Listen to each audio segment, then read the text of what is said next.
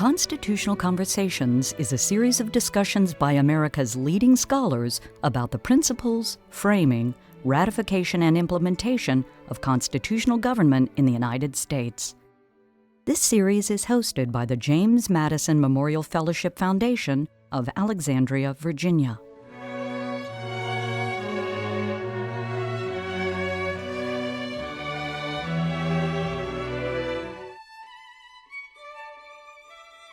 If we had a prime minister in the United States, it would look like James Madison in the first Congress of the United States. Because remember, nobody knew what to do. Yes, they had had experience in colonial assemblies. They had experience in the initial state legislatures. All these people had some political background.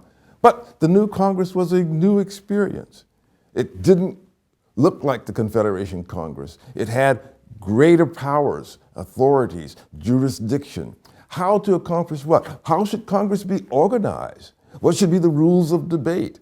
How should you make a decision? Yes, you might use majority rule in the House of Representatives or in the Senate, but how do you pull it all together? All of this had to be constructed from scratch. And James Madison led that process in the House of Representatives. James Madison was the one who was there to propose most of the major legislation that was moving through the initial Congress.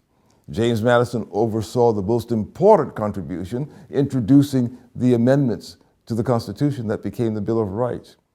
And when he signaled his intention to introduce those amendments, there were some members of the House who said, "Oh, don't bother us with that. We have important work to do. We have a tariff to pass.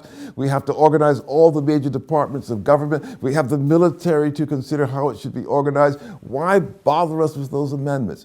And he insisted that this was to be responsive to the will of the people who had ratified the Constitution, because they ratified upon the condition, the promise that they would be given a Bill of Rights, and good faith required it. So he led them in that, as he led them in organizing the departments. He led them in organizing the Department of the Treasury. His was the primary contribution. He led them in organizing the Department of State and the other offices of what became the cabinet of the president. So James Madison was the go-between between the president and the legislature, the Congress. He was the prime minister. There's no other way to say it. He was the person on the spot.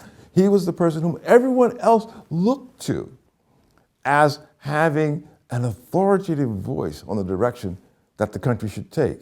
And there's one other element that must be taken into account here. Fisher Ames is the one, among others, who made this kind of observation in the first Congress, namely that Madison came with a reputation from having been a prime mover in the Constitutional Convention. i.e., he brings into the Congress the authority to speak to the question of what it is the Congress should be doing in light of the Constitution. So yes, James Madison, I would submit, without his leadership, it would be highly questionable how effectively the government would have been organized at the outset.